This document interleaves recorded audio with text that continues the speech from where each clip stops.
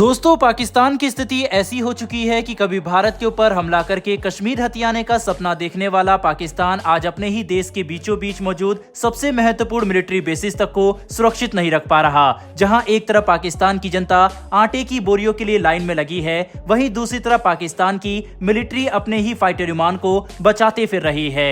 आज की इस वीडियो में जानेंगे कि अभी तक पाकिस्तान के ऊपर हुआ सबसे बड़ा हमला कितना खतरनाक है। दरअसल दोस्तों, सबसे बड़ी खबर तो ये निकल कर आ रही है कि पाकिस्तान के बीचों बीच मौजूद मियांवाली मिलिट्री बेसिस के ऊपर एक काफी बड़ा हमला हुआ, जिसमें 1 दर्जन से ज्यादा मिलिटेंट ने पाकिस्तान के इस वायुसेना बेसिस के अंदर घुसकर काफी तबाही मचाई। अभी तक निकल कर आई रिपोर्ट के मुताबिक पाकिस्तानी वायुसेना के 3 फाइटर विमान पूरी तरह से बर्बाद हो चुके हैं। मतलब इन विमान को इतना डैमेज हो चुका है कि इन्हें अब रिपेयर नहीं किया जा सकता।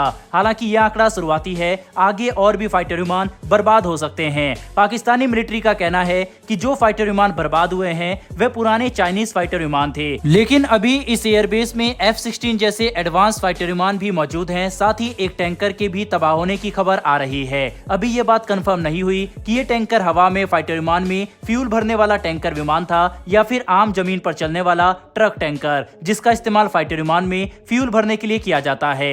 ऐसे में ये बात साफ है कि इस हमले से पाकिस्तान को काफी भारी नुकसान हुआ है। एक और बात काफी अजीब तो यह है कि इन दर्जनों हमलावरों ने पाकिस्तान के इस एयरबेस में घुसने के लिए कोई खास बारूद या मजबूत रणनीति का इस्तेमाल नहीं किया, बल्कि एयरबेस की दीवार के पास बस एक सीढ़ी लगाकर ये आतंकवादी ऊपर लगी तार को काटते हुए एयरबेस के अंदर घुस गए और बहुत नुकसान कर दिया। बताया जा रहा है कि हमलावरों के साथ लड़ाई में अभी तक दर्जनों पाकिस्तान आर्मी के सैनिक मारे जा चुके हैं। साथ ही कई पायलट और वायु सैनिकों की भी जान जाने की खबर है।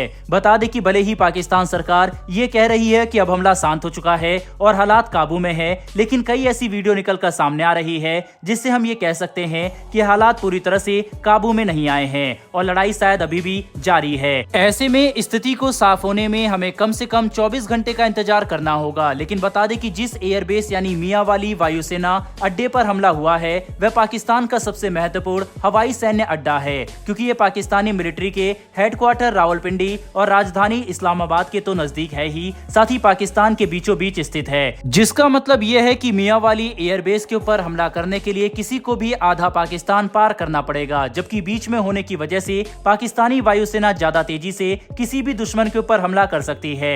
लेकिन ये बात साफ है कि पाकिस्तान फिलहाल ऐसी स्थिति में है ही नहीं कि वह किसी भी दुश्मन का सामना कर सके, बजाय कि उनकी खुद की मिलिट्री को अपने ही देश में सरवाइव करने के लाले पड़ते दिखाई दे रहे हैं, जिससे हम पाकिस्तानी मिलिट्री की मौजूदा स्थिति का अंदाजा लगा सकते हैं। वहीं पर आपको एक और बात बता दें कि जिस मिलिट्री बेस यानी मियांवाली के ऊपर हमला हुआ, ये वही बेस है जिस पर कुछ महीनों पहले इमरान खान की सरकार के दौरान पाकिस्तान के लोगों ने ही हमला बोल दिया था और उस हमले में भी गुस्से में आए लोगों ने देश के अंदर तोड़फोड़ तो की ही, साथ ही खड़े एक फाइटर एयरक्राफ्ट को भी आग लगा दी थी। जिसके बाद हम देख सकते हैं कि पाकिस्तानी वायुसेना के पास मौजूद फाइटर विमान जितने युद्ध में नहीं तबाह हो रहे, उतने तो अपने ही देश के मिलिट्री बेस के अंदर खड़े खड़े बर्बाद हो रहे हैं। साथ ही यह हमला पाकिस्तान की सुरक्षा व्यवस्था के ऊपर भी सवालिया निशान खड़े करता है, क्योंकि पाकिस्तान के पास परमाणु हथियार भी मौजूद है और उनके परमाणु हथियारों के ऊपर दुनिया काफी सवाल खड़े करती आई है।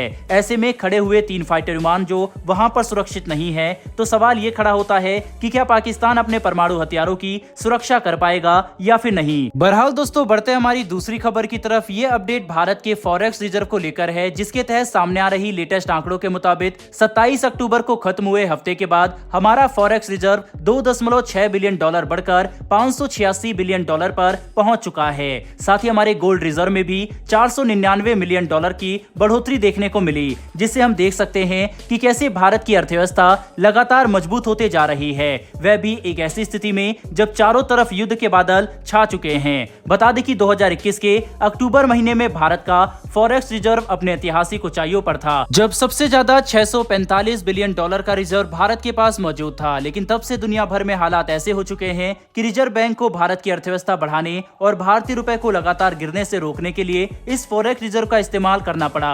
लेकिन अब हम देख सकते हैं कि एक बार फिर से भारतीय अर्थव्यवस्था स्थिर होकर बढ़ती दिखाई दे रही है, जबकि चीन और अमेरिका जैसे देशों की इकोनॉमी थम सी गई है। कुल मिलाकर समझने की कोशिश करें तो वर्ल्ड बैंक और IMF की तरफ से दिए गए आंकड़े अब सही साबित होते दिखाई दे रहे हैं और इस बात में कोई भी शक नहीं है कि भारतीय अर्थव्यवस्था आने वाले महीनों में भी तेजी से विकास करती रहेगी। बहरहाल दोस्तों, इस वीडियो में इतना ही। इन दोनों ही विषय के ऊपर आपकी क्या राय है, कमेंट बॉक्स में लिखकर जरूर बताइएगा। साथ ही हमारी आने वाली डेली ऐसी वीडियो के लिए चैनल को सब्सक्राइब कर बेल नोटिफिकेशन अवश्य दबा लें। फिर मिलेंगे ऐसी एक नई वीडियो के साथ। धन्यवाद। जय हिंद।